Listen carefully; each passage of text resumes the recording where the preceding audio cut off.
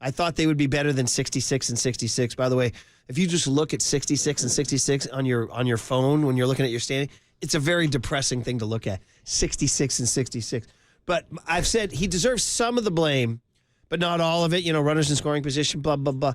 Friday night, that's on Bob Melvin. Absolutely. That's on Bob Melvin. And Bob Melvin sat down with us and had a conversation last Friday and talked about pressing some of those wrong buttons in the bullpen.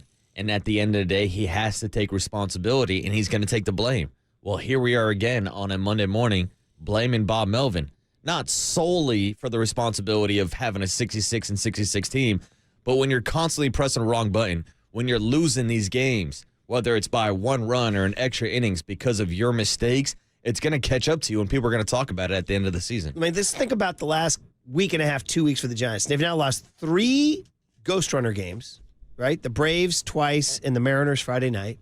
And he's had 2 highly controversial pitching bullpen management decisions, Friday night, and the other one was the Wednesday afternoon game, right? When they went with Eric Miller and Spencer Bivens. Right. So we're talking now that's basically there's a lot of static. Can they win the close? You come down to all these games they're losing. Last night, by the way, they had 2 runners on in the 8th with 1 out. And then they had a runner on third last night in the 9th inning, or yesterday afternoon, I should say, in beautiful Seattle. And they couldn't get that hit they needed, right?